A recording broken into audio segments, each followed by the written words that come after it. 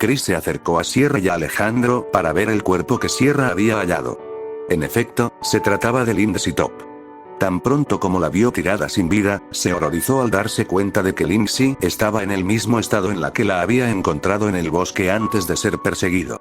No podía explicárselo, era la segunda ocasión en la que era atacado por el aparente espectro de uno de los campistas fallecidos.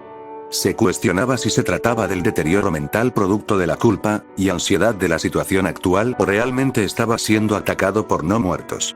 Mientras trasladaban el cuerpo de Lindsay hacia la orilla y depositaban los restos en la respectiva bolsa para cadáveres, Chris se intentaba convencer de que toda esa situación no era más que su mente atormentándolo, y no que los muertos estaban buscándolo para cobrar venganza por sus pecados. Conforme pasaron los días, fueron poco a poco encontrando los cuerpos de las víctimas, pero Chris ya no sabía qué era lo que le perturbaba más.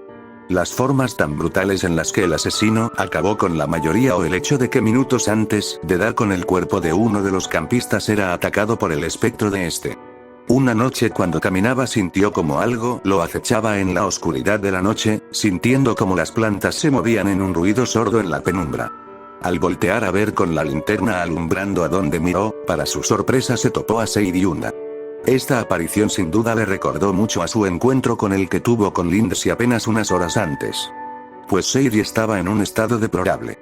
Contaba con varios desgarros brutales y heridas abiertas que perfectamente podrían exponer sus entrañas y músculos a carne viva, los cuales brotaban flores ocultando la carne expuesta. Habían flores por varias partes de su cuerpo, incluso habían flores brotando de su boca y ojos. Trató de hablarle a Sadie para preguntarle por su amiga y por el resto de sobrevivientes. Pero tan pronto como Alejandro y Sierra aparecieron, Sadie desapareció en un abrir y cerrar de ojos. A los pocos minutos el cadáver en descomposición de Sadie fue hallado, en el mismo estado en el que el supuesto espíritu de Sadie había acechado a McLean. Con el vientre abierto y varias evidencias de carne despellejada brutalmente en sus extremidades. Algunas marcas de mordidas revelaron que Sadie murió a manos de un brutal ataque animal. Lo más grotesco es que la vegetación estaba creciendo dentro de su cuerpo tal como su presunto espíritu.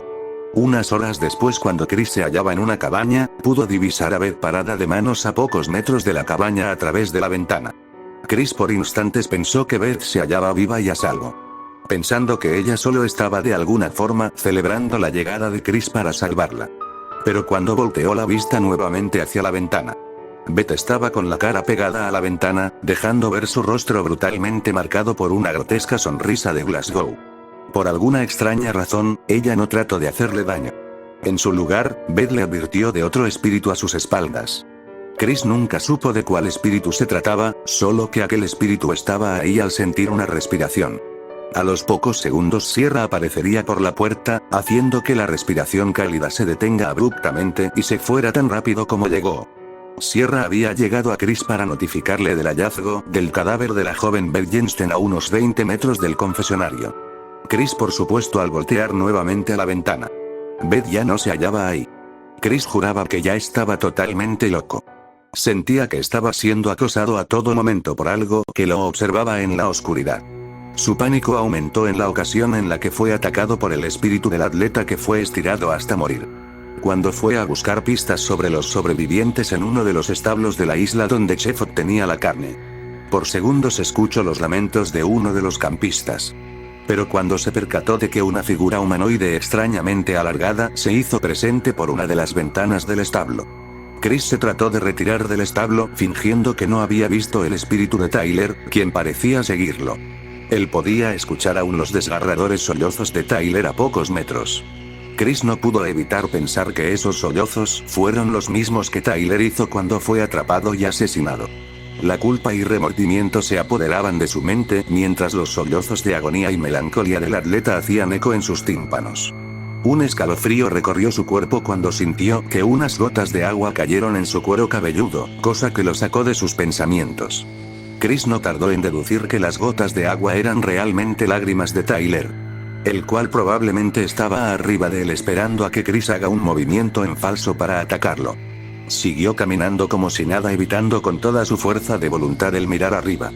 Pues tenía el presentimiento de que si miraba a Tyler, terminaría con severos traumas por el resto de su vida si es que Tyler no lo asesinaba primero.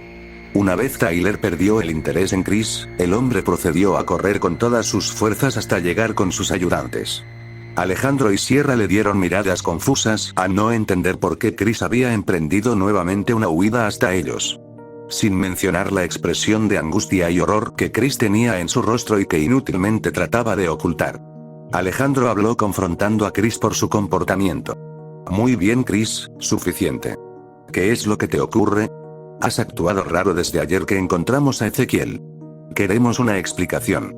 Fue lo que Alejandro le dijo a Chris. El cual, sin poder contener más la verdad, le confesó todo lo que ha visto.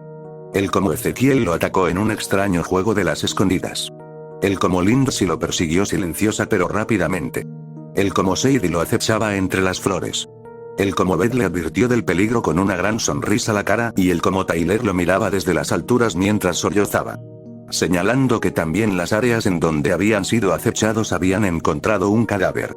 Claro que Alejandro no tardó en mirarlo perplejo ante la extraña situación en la que se supone estaba en peligro. Alejandro afirmó que eso era producto de su mente, probablemente por la culpa, reiterando en el hecho de que los muertos no pueden hacerle daño. Sierra, en vez de juzgar a Chris, murmura las palabras. Yo le creo a Chris. Claro que tanto Chris como Alejandro voltean a ver a Sierra extrañados por el comentario de Sierra. Ella empezó a hablar, contando que ella había visto a uno de los campistas, o mejor dicho, su espíritu. Cuando estaba revisando sola cerca del lago, encontró un espejo, el cual pudo reconocer como la propiedad de Justin Kalani. Ella aseguró que en el espejo se materializó Justin, pero con una apariencia grotesca, pues le faltaba un ojo, tenía gran parte de la cara arrancada y con un gran corte en el cuello. Él imitaba todo lo que ella hacía a través del espejo. Alejandro escucha con atención el testimonio de Sierra. Él seguía sin poder creer que todo lo que Sierra y Chris le estaban diciendo era cierto. Una vez Sierra contó todo a detalle, con clara repulsión, asco y un claro temor en la cara al recordar la cara demacrada del campista a través del espejo. Alejandro le pregunta a Sierra del por qué no les había contado antes. Irónicamente ella dijo el mismo argumento que Chris. Pues Sierra no quería quedar como una loca. Agregando a que para ella se le hizo cada vez más complicado mantener la boca cerrada por el hecho de que asegura que puede seguir viendo el rostro de Justin en cualquier reflejo. Tanto así que a ella le daba miedo verlos a los ojos por temor a que el reflejo de Justin esté ahí. Alejandro estaba en pleno dilema. Pues por el historial de problemas mentales de Chris, podía desmentir el que Chris vea fantasmas. Pero ahora que Sierra también les confesó tener un encuentro con un espectro, empezó a dudar de la veracidad de los hechos. Chris rompió el silencio al comentarle a Sierra de que si tuvo el encuentro con el espectro de Justin cerca del lago. Probablemente el cuerpo de Justin se encuentre en los alrededores. Sierra rápidamente le dio la razón a Chris. Pero Alejandro, aún dudoso, decidió darle el beneficio de la duda a Sierra y a Chris. Chris, Sierra y Alejandro se hallaban de camino a las cercanías del lago para poder encontrar el cadáver de Justin. Pero conforme se iban acercando más y más, una voz tarareante se empezó a hacer presente en los oídos de Chris. Una melodía cautivadora que al parecer solo él podía escuchar. Chris en dado momento disminuye el paso, cosa que hace que sus ayudantes lo miren extrañado. Ahí es cuando Chris les avisa de que escucha algo, pidiéndoles que se adelanten para buscar la fuente del sonido. Alejandro y Sierra siguen a paso rápido hacia los sitios aledaños al lago en búsqueda de los restos de Justin en lo que Chris se acerca al lago. Por alguna extraña razón, mientras más se acercaba al muelle del lago, la melodía que parecía venir del lago empezó a intensificarse, mientras la temperatura iba disminuyendo provocando un extraño escalofrío a Chris. Una penumbra empezó a envolver a Chris, siendo únicamente el reflejo de la luna, las estrellas y la linterna que se reflejaban en las cristalinas aguas del lago lo que le ayudaba a ver en la oscuridad. Pero el agua poco a poco se tornó turbia, segundos a segundos. Chris quedó paralizado cuando pudo observar unos ojos brillantes que emergían de las aguas y que lo observaban desde el centro del lago.